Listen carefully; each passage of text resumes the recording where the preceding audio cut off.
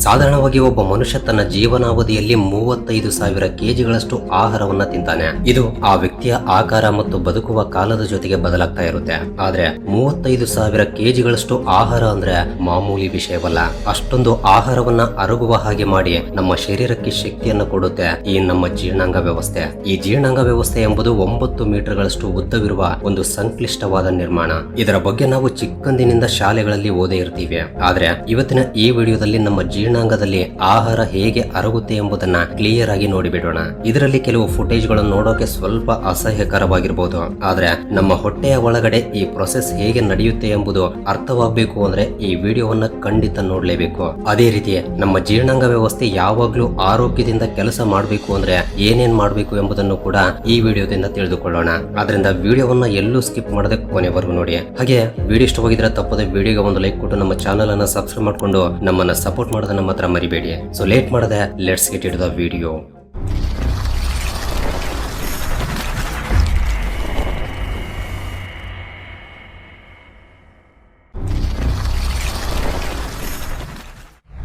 ಜೀರ್ಣಾಂಗ ವ್ಯವಸ್ಥೆ ಎಂಬುದು ಬಾಯಿಯಿಂದ ಶುರುವಾಗಿ ಆಹಾರ ನಾಳ, ಜೀರ್ಣಾಂಗ, ಚಿಕ್ಕ ಕರುಳು, ಲಿವರ್, ಪ್ಯಾಂಕ್ರಿಯಾಸ್, ಗಾಲ್ ಬ್ಲಾಡರ್, ದೊಡ್ಡ ಕರುಳು, ರೆಕ್ಟಮ್ ಎಂಬ 9 ಭಾಗಗಳು ಒಂದರ ಜೊತೆ ಇನ್ನೊಂದು ಕನೆಕ್ಟ್ ಆಗಿರುವ ಒಂದು ಉದ್ದವಾದ ಮಾರ್ಗ.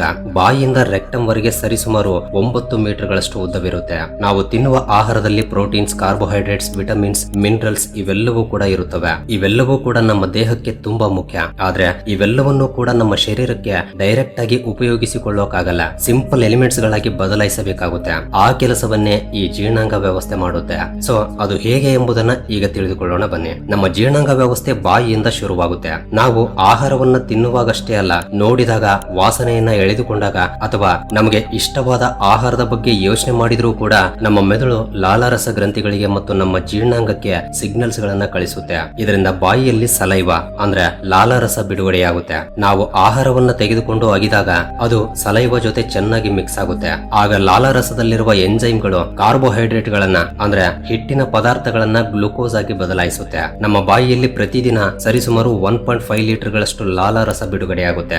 ನಾವು ಚೆನ್ನಾಗಿ ಅಗೆದು ತಿಂದ್ರೆ ನಮ್ಮ ಬಾಯಿಯಲ್ಲಿ 30ರಿಂದ 50% ಆಹಾರ ಅರಗಿ ಹೋಗುತ್ತೆ. ಸೊ ಇಲ್ಲಿ ಆಹಾರವನ್ನ ಅಗೆಯುವುದು ತುಂಬಾ ಮುಖ್ಯವಾದ ಕೆಲಸ.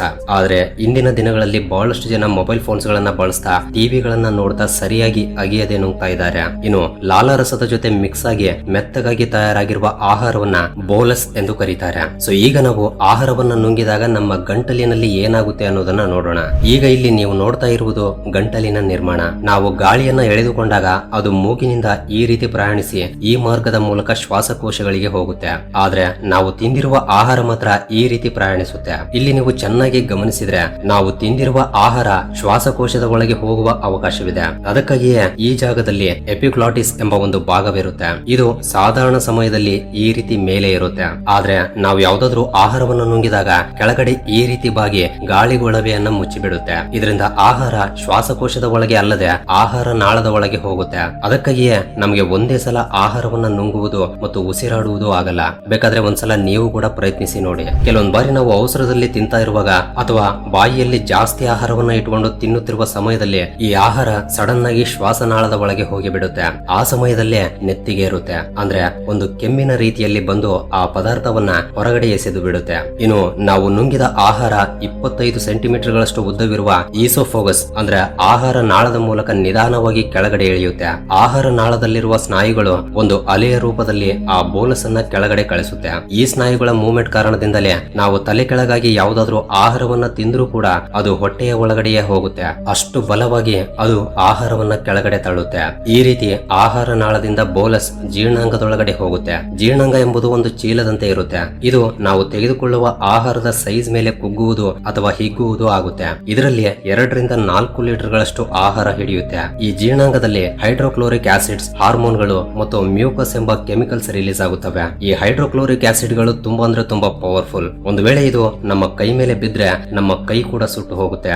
ಆದ್ರೆ ನಮ್ಮ ಜೀರ್ಣಾಂಗದ ಒಳಗಿನ ಲೇಯರ್ ನಲ್ಲಿ ಅಂದ್ರೆ ಒಳಗಿನ ಪೊರೆಯಲ್ಲಿ ಮ್ಯೂಕಸ್ ನಿಂದ ಏರ್ಪಟ್ಟ ಒಂದು ಪೊರೆ ಇರುತ್ತೆ. ಅದು ಈ ಆಸಿಡ್ ಗಳಿಂದ ನಮ್ಮ ಜೀರ್ಣಾಂಗವನ್ನ ಕಾಪಾಡುತ್ತೆ. ಇಂತಹ ಸಮಯದಲ್ಲಿ ಜೀರ್ಣಾಂಗದಲ್ಲಿರುವ ಸ್ನಾಯುಗಳು ಆ ಕಡೆ ಈ ಕಡೆ ಮೂವ್ ಆಗ್ತಾ ಈ ಬೋಲಸ್ ಆಸಿಡ್ ಗಳ ಜೊತೆ ಚೆನ್ನಾಗಿ ಮಿಕ್ಸ್ ಆಗುವ ಹಾಗೆ ಮಾಡುತ್ತೆ. ಅದೇ ರೀತಿ ಈ ಪವರ್ಫುಲ್ ಆಸಿಡ್ ಗಳ ಕಾರಣದಿಂದ ಆಹಾರದಲ್ಲಿ ಯಾವುದಾದ್ರೂ ಅಪಾಯವನ್ನುಂಟು ಮಾಡುವ ಬ್ಯಾಕ್ಟೀರಿಯಾ ಇದ್ರೆ ಅದು ಅಲ್ಲೇ ಸತ್ತು ಹೋಗುತ್ತೆ. ಈ ಆಸಿಡ್ ಗಳಿಂದ ಚೆನ್ನಾಗಿ ಮಿಕ್ಸ್ ಆಗಿರುವ ಆಹಾರವನ್ನ ಕೈಮ್ ಎಂದು ಕರೀತಾರೆ. ನಂತರ ಜೀರ್ಣಾಂಗದ ಕೆಳಗಿನ ಭಾಗದಲ್ಲಿ ಪೈಲೋರಿಕ್ ಸ್ಫಿಂಕ್ಟರ್ ಎಂಬ ಒಂದು ವಾಲ್ವ್ ಇರುತ್ತೆ. ಇದು 20 ಸೆಕೆಂಡ್ಸ್ ಗಳಿಗೊಮ್ಮೆ ಸ್ವಲ್ಪ ಸ್ವಲ್ಪ ಕೈಮನ್ನ ಡಿಯೋಡಿನಮ್ ಎಂಬ ಅಂಗಾಂಗಕ್ಕೆ ಕಳಿಸುತ್ತೆ. ಈ ರೀತಿ ಜೀರ್ಣಾಂಗದಲ್ಲಿರುವ ಆಹಾರವೆಲ್ಲ ಖಾಲಿಯಾಗೋಕೆ 3 ರಿಂದ 5 ಗಂಟೆಗಳ ಸಮಯ ಹಿಡಿಯುತ್ತೆ. ಡಿಯೋಡಿನಮ್ ಎಂಬುದು ಕೇವಲ 25 ಸೆಂಟಿಮೀಟರ್ ಗಳಷ್ಟು ಉದ್ದ ಮಾತ್ರವೇ ಇರುತ್ತೆ. ಆದ್ರೆ ಜಾಸ್ತಿ ಆಹಾರ ಅರಗುವಿಕೆ ಎಂಬುದು ಇಲ್ಲಿಂದಲೇ ನಡೆಯುತ್ತೆ. ಸೊ ಇಲ್ಲಿ ಮೇದೋಜೀರಕ ಗ್ರಂಥಿಯಿಂದ ಅಂದ್ರೆ ಪ್ಯಾಂಕ್ರಿಯಾಸ್ ನಿಂದ ಪ್ಯಾಂಕ್ರಿಯಾಟಿಕ್ ಜ್ಯೂಸ್, ಲಿವರ್ ಮತ್ತು ಗಾಲ್ ಬ್ಲಾಡರ್ ನಿಂದ ಬೈಲ್ ಎಂಬ ಡೈಜೆಸ್ಟಿವ್ ಜ್ಯೂಸಸ್ ಈ ಕೈಮ್ ಜೊತೆ ಚೆನ್ನಾಗಿ ಮಿಕ್ಸ್ ಆಗುತ್ತವೆ. ಇದರಿಂದ ಪ್ರೋಟೀನ್ಗಳು ಅಮೈನೋ ಆಸಿಡ್ಸ್ ಗಳಾಗಿ, ಫ್ಯಾಟ್ಸ್ ಫ್ಯಾಟಿ ಆಸಿಡ್ ಗಳಾಗಿ ಮತ್ತು ಕಾರ್ಬೋಹೈಡ್ರೇಟ್ ಗಳು ಗ್ಲೂಕೋಸ್ ಗಳಾಗಿ ಬದಲಾಗುತ್ತವೆ. ಯಾಕೆಂದ್ರೆ ನಮ್ಮ ಶರೀರಕ್ಕೆ ಇವುಗಳನ್ನ ಡೈರೆಕ್ಟ್ ಆಗಿ ಪಡೆಯಲು ಸಾಧ್ಯವಾಗಲ್ಲ. ಆದ್ರಿಂದ ಇವುಗಳನ್ನ ಈ ರೀತಿ ಬದಲಾಯಿಸಿಕೊಳ್ಳುತ್ತೆ. ಇದರಿಂದ ನಮ್ಮ ಶರೀರ ಆಹಾರದಲ್ಲಿರುವ ಪೋಷಕಾಂಶಗಳನ್ನ ತುಂಬಾ ಈಸಿಯಾಗಿ ಪಡೆಯುತ್ತೆ. ನಂತರ ಈ ಕೈಮ್ ಎಂಬುದು ಚಿಕ್ಕ ಕರುಳಿಗೆ ಹೋಗುತ್ತೆ. ಈ ಚಿಕ್ಕ ಕರುಳು ಸರಿಸುಮಾರು 20 ಅಡಿಗಳಷ್ಟು ಉದ್ದ ಇರುತ್ತೆ. ಒಬ್ಬ ಸಾಧಾರಣ ಮನುಷ್ಯನ ಎತ್ತರ ಸರಿಸುಮಾರು 6 ಅಡಿಗಳಿರುತ್ತೆ. ಅಂತದ್ದು ಚಿಕ್ಕ ಕರುಳಿನ ಉದ್ದವೇ 20 ಅಡಿಗಳು ಅಂದ್ರೆ ಎಷ್ಟು ದೊಡ್ಡದಾಗಿರುತ್ತೆ ಎಂಬುದನ್ನ ನೀವೇ ಊಹಿಸಿಕೊಳ್ಳಿ. ಈ ಚಿಕ್ಕ ಕರುಳಿನ ಒಳಪದರಿನಲ್ಲಿ ಕೆಲವು ಲಕ್ಷಾಂತರ ಸಂಖ್ಯೆಯಲ್ಲಿ ವಿಲ್ಲಿ ಎಂಬ ಕೂದಲಿನಂತಹ ಟೆಂಟಿಕಲ್ಸ್ ಇರುತ್ತವೆ. ಇವು ಆಹಾರದಲ್ಲಿರುವ ಪೋಷಕಾಂಶಗಳನ್ನ ಹೀರಿಕೊಂಡು ಅವುಗಳನ್ನ ರಕ್ತಕ್ಕೆ ಕಳಿಸುತ್ತವೆ. ಈ ರಕ್ತ ಶರೀರ ಪೂರ್ತಿ ಪ್ರವಹಿಸೋದ್ರಿಂದ ನಮ್ಮ ಶರೀರಕ್ಕೆ ಬೇಕಾಗಿರುವ ಪೋಷಕಾಂಶಗಳು ಸಿಗುತ್ತವೆ. ಸೊ ಈ ಆಹಾರದಲ್ಲಿರುವ ಎಲ್ಲಾ ಪೋಷಕಾಂಶಗಳನ್ನ ಹೀರಿಕೊಂಡ ನಂತರವೂ ಕೂಡ ಇದರಲ್ಲಿ ಫೈಬರ್ ಮತ್ತು ನೀರಿನಂತಹ ಪದಾರ್ಥಗಳು ಇದ್ದು ಬಿಡುತ್ತವೆ. ನಂತರ ಇದು ಚಿಕ್ಕ ಕರುಳಿನಿಂದ ದೊಡ್ಡ ಕರುಳಿಗೆ ಹೋಗುತ್ತೆ. ಈ ದೊಡ್ಡ ಕರುಳು ಸರಿಸುಮಾರು 5 ಅಡಿಗಳಷ್ಟು ಉದ್ದವಿರುತ್ತೆ. ಇಲ್ಲಿ ನಿಮಗೆ ಒಂದು ಸಂದೇಹ ಬರಬಹುದು, 20 ಅಡಿಗಳಷ್ಟು ಉದ್ದವಿರುವ ಕರುಳನ್ನ ಚಿಕ್ಕ ಕರುಳು ಎಂದು, 5 ಅಡಿಗಳಷ್ಟಿರುವ ಕರುಳನ್ನ ದೊಡ್ಡ ಕರುಳು ಎಂದು ಯಾಕೆ ಕರೀತಾರೆ ಅಂತ. ಇದಕ್ಕೆ ಕಾರಣ ಚಿಕ್ಕ ಕರುಳು ಸರಿಸುಮಾರು 1 ಇಂಚಿನಷ್ಟು ವ್ಯಾಸವನ್ನ ಹೊಂದಿರುತ್ತೆ. ಆದ್ರೆ ದೊಡ್ಡ ಕರುಳು ಮಾತ್ರ 2 ಇಂಚುಗಳಷ್ಟು ವ್ಯಾಸದಿಂದ ತುಂಬಾ ದಪ್ಪವಾಗಿರುತ್ತೆ. ಸೊ ಈಗ ಫೈಬರ್ ಮತ್ತು ನೀರಿನಿಂದ ಕೂಡಿರುವ ಈ ಆಹಾರ ಚಿಕ್ಕ ಕರುಳಿನಿಂದ ದೊಡ್ಡ ಕರುಳಿಗೆ ಹೋಗುತ್ತೆ. ಇದನ್ನ ಕಾಲನ್ ಎಂದು ಕೂಡ ಕರೀತಾರೆ. ಸೊ ಈ ದೊಡ್ಡ ಕರುಳು ಅದರಲ್ಲಿ ಉಳಿದಿರುವ ಪೋಷಕಾಂಶಗಳ ಜೊತೆಗೆ ನೀರನ್ನು ಕೂಡ ಪೂರ್ತಿಯಾಗಿ ಹೀರಿಕೊಳ್ಳುತ್ತೆ. ಎಲ್ಲವನ್ನೂ ಹೀರಿಕೊಂಡ ನಂತರ ಉಳಿದಿರುವ ವೇಸ್ಟ್ ಅನ್ನ ಸ್ಟೂಲ್ ಎಂದು ಕರೀತಾರೆ. ಇದು ರೆಕ್ಟಮ್ ಎಂದು ಕರೆಯುವ 5 ಇಂಚುಗಳಷ್ಟು ಉದ್ದವಿರುವ ಒಂದು ಚಿಕ್ಕ ಚೇಂಬರ್ ಒಳಗಡೆ ಹೋಗುತ್ತೆ. ಅಲ್ಲಿಂದ ಆನಸ್ ನಿಂದ ಹೊರಗಡೆ ಹೋಗಿ ಬಿಡುತ್ತೆ. ಈ ಟೋಟಲ್ ಮಾರ್ಗವನ್ನ ಎಲಿಮೆಂಟರಿ ಕೆನಾಲ್ ಎಂದು ಕರೀತಾರೆ. ಈ ರೀತಿ ನಾವು ತಿಂದಿರುವ ಆಹಾರ ಬಾಯಿಯಿಂದ ರೆಕ್ಟಮ್ ವರೆಗೆ ಕಂಪ್ಲೀಟ್ ಆಗಿ ಪ್ರೊಸೆಸ್ ಆಗೋಕೆ 24 ರಿಂದ 72 ಗಂಟೆಗಳ ಸಮಯ ಹಿಡಿಯುತ್ತೆ. ಇದು ನಾವು ತಿನ್ನುವ ಆಹಾರದ ಮೇಲೆ ಆಧಾರವಾಗಿರುತ್ತೆ. ಸುಲಭವಾಗಿ ಅರಗುವ ಆಹಾರ ಅಂದ್ರೆ ಹಣ್ಣುಗಳು ಮತ್ತು ತರಕಾರಿಗಳಂತಹ ಪದಾರ್ಥಗಳಾದ್ರೆ ಕಡಿಮೆ ಸಮಯ, ಮತ್ತು ಮಾಂಸಗಳಂತಹ ಆಹಾರ ಪದಾರ್ಥಗಳನ್ನ ತಿಂದಾಗ ಜಾಸ್ತಿ ಸಮಯ ಹಿಡಿಯುತ್ತೆ. ಸೊ ಇದು ನಮ್ಮ ಜೀರ್ಣಾಂಗ ವ್ಯವಸ್ಥೆ. ಆದ್ರೆ ನಾವು ಚೆನ್ನಾಗಿ ಗಮನಿಸಿದ್ರೆ ಇಂದಿನ ದಿನಗಳಲ್ಲಿ ಬಹಳಷ್ಟು ಜನರಿಗೆ ಈ ಜೀರ್ಣಾಂಗ ವ್ಯವಸ್ಥೆಯಲ್ಲಿ ಯಾವುದೋ ಒಂದು ಜಾಗದಲ್ಲಿ ಯಾವುದಾದ್ರೂ ಒಂದು ಅನಾರೋಗ್ಯ ಸಮಸ್ಯೆ ಇರುತ್ತೆ. ತಿಂದಿರುವುದು ಸರಿಯಾಗಿ ಅರಗದೆ ಇರುವುದು, ಗ್ಯಾಸ್ಟ್ರಿಕ್, ಎದೆಯಲ್ಲಿ ಉರಿ, ಅಲ್ಸರ್, ಈ ರೀತಿ ಯಾವುದಾದ್ರೂ ಒಂದು ಸಮಸ್ಯೆ ಇದ್ದೇ ಇರುತ್ತೆ. ಹಾಗಾದ್ರೆ ಇಂತಹ ಸಮಸ್ಯೆಗಳು ಬರದೆ ಈ ಜೀರ್ಣಾಂಗ ವ್ಯವಸ್ಥೆ ಕರೆಕ್ಟ್ ಆಗಿ ಕೆಲಸ ಮಾಡಬೇಕು ಅಂದ್ರೆ ನಾವು ತೆಗೆದುಕೊಳ್ಳಬೇಕಾದ ಕೆಲವು ಜಾಗ್ರತೆಗಳನ್ನ ಈಗ ತಿಳಿದುಕೊಳ್ಳೋಣ. ನಂಬರ್ 1, ತಿನ್ನುವಾಗ ಅವಸರದಲ್ಲಿ ನುಂಗದೆ ಕನಿಷ್ಠ ಪಕ್ಷ 30 ಸೆಕೆಂಡ್ಸ್ ಗಳವರೆಗೆ ಅಗಿಯಲು ಪ್ರಯತ್ನಿಸಬೇಕು. ನಾವು ಎಷ್ಟು ಹೊತ್ತು ಅಗಿದ್ರೆ ಆಹಾರ ಅಷ್ಟು ಚೆನ್ನಾಗಿ ಅರಗಿ ನಮ್ಮ ಶರೀರಕ್ಕೆ ಸಪೋರ್ಟ್ ಮಾಡುತ್ತೆ. ಅದಕ್ಕಾಗಿಯೇ ದೊಡ್ಡವರು ಯಾವಾಗ್ಲೂ ಹೇಳ್ತಾ ಇರ್ತಾರೆ, ಆಹಾರವನ್ನ ಕುಡಿಯಿರಿ, ನೀರನ್ನ ಅಗಿಯಿರಿ ಅಂತ. ಇದರರ್ಥ ಆಹಾರ ಪೂರ್ತಿಯಾಗಿ ನೀರಾಗಿ ಬದಲಾಗುವವರೆಗೆ ಅಗಿದು ತಿನ್ನಬೇಕು ಎಂದರ್ಥ. ಅದೇ ರೀತಿ ನೀರನ್ನ ಒಂದೇ ಸಲ ಜಾಸ್ತಿ ನುಂಗದೆ ಸ್ವಲ್ಪ ಸ್ವಲ್ಪ ನೀರನ್ನ ಬಾಯಿಯಲ್ಲಿ ಹಾಕೊಂಡು ಚಪ್ಪರಿಸ್ತಾ ನಿಧಾನವಾಗಿ ಕುಡಿಬೇಕು. ಈ ರೀತಿ ಆಹಾರವನ್ನ ಚೆನ್ನಾಗಿ ಅಗಿದು ತಿನ್ನೋದ್ರಿಂದ ನಮ್ಮ ಜೀರ್ಣಾಂಗಕ್ಕೆ ಕೆಲಸ ಸುಲಭವಾಗುತ್ತೆ. ಅದೇ ರೀತಿ ಸರಿಯಾಗಿ ಅಗಿಯದೆ ಹಾಗೆಯೇ ನುಂಗಿಬಿಟ್ರೆ ಪೂರ್ತಿ ಪೋಷಕಾಂಶಗಳು ಶರೀರಕ್ಕೆ ಸಿಗಲ್ಲ. ಕೆಲವೊಂದು ಬಾರಿ ಈ ರೀತಿ ಅರಗದೆ ಇರುವ ಪದಾರ್ಥಗಳು ಟಾಕ್ಸಿನ್ಸ್ ಗಳಾಗಿ ಅಂದ್ರೆ ವಿಷ ಪದಾರ್ಥಗಳಾಗಿ ಬದಲಾಗುತ್ತವೆ.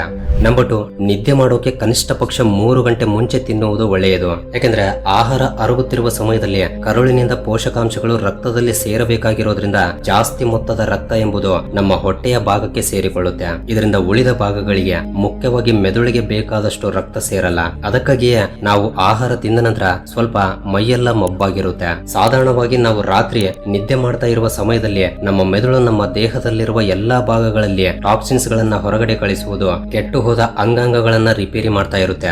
ಆದ್ರೆ ನಾವು ತಿಂದ ತಕ್ಷಣ ಮಲಗಿದ್ರೆ ರಕ್ತವೆಲ್ಲ ಹೊಟ್ಟೆ ಹತ್ರ ಇರೋದ್ರಿಂದ ಮೆದುಳಿಗೆ ಅದರ ಕೆಲಸಕ್ಕೆ ಬೇಕಾಗಿರುವಷ್ಟು ರಕ್ತ ಸರಿ ಹೋಗದೆ ಅದರ ಕೆಲಸವನ್ನ ಸರಿಯಾಗಿ ಮಾಡಲ್ಲ. ಅದಕ್ಕಾಗಿಯೇ ನಾವು ನಿದ್ದೆ ಮಾಡೋಕೆ 3 ಗಂಟೆ ಮುಂಚೆಯೇ ತಿನ್ಬೇಕು. ನಂಬರ್ 3, ಪ್ರತಿದಿನ ಒಂದೇ ಸಮಯಕ್ಕೆ ತಿನ್ನಬೇಕು. ಇದರಿಂದ ನಮ್ಮ ಜೀರ್ಣಾಂಗ ವ್ಯವಸ್ಥೆ ಈ ಟೈಮಿಂಗ್ಗೆ ಹೊಂದಿಕೊಳ್ಳುತ್ತೆ. ಪ್ರತಿದಿನ ಒಂದೇ ಸಮಯಕ್ಕೆ ತಿನ್ನೋದ್ರಿಂದ ಡೈಜೆಷನ್ ಕೂಡ ಚೆನ್ನಾಗಿರುತ್ತೆ. ಇಲ್ಲಾಂದ್ರೆ ಗ್ಯಾಸ್ಟ್ರಿಕ್ ಪ್ರಾಬ್ಲಮ್ ಗಳು ಬರುವ ಅವಕಾಶವಿರುತ್ತೆ. ನಂಬರ್ 4, ಜಾಸ್ತಿಯಾಗಿ ಸ್ಟ್ರೆಸ್ ಗೆ ಗುರಿಯಾಗಬೇಡಿ. ಸ್ಟ್ರೆಸ್ ಎಂಬುದು ನಮ್ಮ ಜೀರ್ಣಾಂಗ ವ್ಯವಸ್ಥೆಯನ್ನ ಹಾಳು ಮಾಡುತ್ತೆ. ಯಾಕೆಂದ್ರೆ ನಾವು ಮೊದಲೇ ಹೇಳಿಕೊಂಡಿರುವ ಹಾಗೆ ಆಹಾರ ಅರಗುವ ಸಮಯದಲ್ಲಿ ರಕ್ತ ಹೊಟ್ಟೆಯ ಭಾಗಕ್ಕೆ ಸೇರಿಕೊಳ್ಳುತ್ತೆ. ಆದ್ರೆ ಸ್ಟ್ರೆಸ್ ಗೆ ಗುರಿಯಾದ್ರೆ ಜಾಸ್ತಿ ರಕ್ತವನ್ನ ವೇಗವಾಗಿ ದೇಹ ಪೂರ್ತಿ ಕಳಿಸಬೇಕಾಗುತ್ತೆ. ಈ ಸ್ಟ್ರೆಸ್ ಕಾರಣದಿಂದ ಎದೆಯಲ್ಲಿ ಉರಿ, ಅಲ್ಸರ್ ಗಳಂತಹ ಅಪಾಯಗಳು ಉಂಟಾಗುವ ಅವಕಾಶವಿದೆ. ನಂಬರ್ 5, ಆಹಾರವನ್ನ ತಿನ್ನುತ್ತಿರುವ ಸಮಯದಲ್ಲಿ ಮೊಬೈಲ್ಸ್ ಗಳನ್ನ, ಟಿವಿಗಳನ್ನ ಪಕ್ಕಕ್ಕಿಟ್ಟು ತಿನ್ನುವ ಆಹಾರವನ್ನ ಆನಂದದಿಂದ ತಿನ್ಬೇಕು. ಇಂದಿನ ದಿನಗಳಲ್ಲಿ ಯಾರು ಕೂಡ ರುಚಿಯನ್ನ ಆನಂದಿಸ್ತಾ ತಿಂತಾ ಇಲ್ಲ. ಪಕ್ಕದವರ ಜೊತೆ ಮಾತನಾಡ್ತಾ ಅಥವಾ ಯಾವುದನ್ನಾದ್ರೂ ಯೋಚನೆ ಮಾಡ್ತಾ ಯಾಂತ್ರಿಕವಾಗಿ ಊಟ ಮಾಡ್ತಾ ಇದ್ದಾರೆ. ಆದ್ರಿಂದ ತಿನ್ನುತ್ತಿರುವ ಆ ಸ್ವಲ್ಪ ಹೊತ್ತಾದ್ರೂ ಅಥವಾ ಸ್ವಲ್ಪ ಊಟ ಆಗಿದ್ರೂ ಕೂಡ ಪ್ರಶಾಂತವಾಗಿ ತಿಂದ್ರೆ ತೃಪ್ತಿಯಾಗಿರುತ್ತೆ, ಜೀರ್ಣಾಂಗಕ್ಕೆ ಸಹಾಯವಾಗುತ್ತೆ. ನಂಬರ್ 6, ಊಟ ಮಾಡುವಾಗ ಮಧ್ಯ ಮಧ್ಯದಲ್ಲಿ ನೀರು ಜಾಸ್ತಿಯಾಗಿ ಕುಡಿಬೇಡಿ. ಯಾಕೆಂದ್ರೆ ಜೀರ್ಣಾಂಗದಲ್ಲಿ ಬಿಡುಗಡೆಯಾಗುವ ಆಸಿಡ್ ಗಳ ಜೊತೆ ಈ ನೀರು ಜಾಸ್ತಿಯಾಗಿ ಮಿಕ್ಸ್ ಆದ್ರೆ ಅದರ ಪವರ್ ಕಡಿಮೆಯಾಗಿ ತಿಂದಿರುವ ಆಹಾರ ಸರಿಯಾಗಿ ಅರಗುವುದಿಲ್ಲ. ಒಂದು ವೇಳೆ ಆಹಾರ ಗಂಟಲಿನಲ್ಲಿ ಸಿಕ್ಕಿ ಬಿದ್ದಿದೆ ಅಂತ ಅನ್ಸಿದ್ರೆ ಸ್ವಲ್ಪ ನೀರನ್ನ ಕುಡಿಬಹುದು. ನಂಬರ್ 7, ಮದ್ಯವನ್ನ ಸೇವಿಸುವುದು, ಮಸಾಲೆ ಜಾಸ್ತಿ ಇರುವ ಆಹಾರ ಪದಾರ್ಥಗಳನ್ನ, ಹೊರಗಡೆ ಸಿಗುವ ಜಂಕ್ ಫುಡ್ ಗಳನ್ನ ಜಾಸ್ತಿಯಾಗಿ ತಿನ್ಬೇಡಿ. ನಮಗೆ ಅವು ಪ್ರಸ್ತುತ ಟೇಸ್ಟಿ ಅನಿಸ್ತಿರ್ಬೋದು, ಆದ್ರೆ ಅವು ನಮಗೆ ತಿಳಿಯದೆ ನಿಧಾನವಾಗಿ ನಮ್ಮ ಜೀರ್ಣಾಂಗ ವ್ಯವಸ್ಥೆಯನ್ನ ನಾಶ ಮಾಡ್ತಾ ಇರುತ್ತವೆ. ಸೊ ಕೊನೆಯದಾಗಿ ಈ ಜೀರ್ಣಾಂಗ ವ್ಯವಸ್ಥೆಯ ಬಗ್ಗೆ ತಿಳಿದುಕೊಂಡ್ರೆ ಎಷ್ಟು ಅದ್ಭುತ ಅಂತ ಅನ್ಸುತ್ತೆ ಅಲ್ವಾ? ಇಷ್ಟು ಅದ್ಭುತವಾದ ವ್ಯವಸ್ಥೆಯನ್ನ ಕಾಪಾಡಿಕೊಂಡು ಅದರ ಆರೋಗ್ಯವನ್ನ ಕಾಪಾಡಬೇಕೇ ಹೊರತು ಹಾಳು ಮಾಡಬಾರ್ದು. ಯಾಕೆಂದ್ರೆ ನಮ್ಮ ಜೀವನದಲ್ಲಿ ಎಷ್ಟಿದ್ರು ಏನೇ ಸಂಪಾದಿಸಿದ್ರು ಕೂಡ ತಿಂದಿರುವ ಆಹಾರ ಸರಿಯಾಗಿ ಅರಗದೇ ಇದ್ರೆ ಉಪಯೋಗವಿರಲ್ಲ.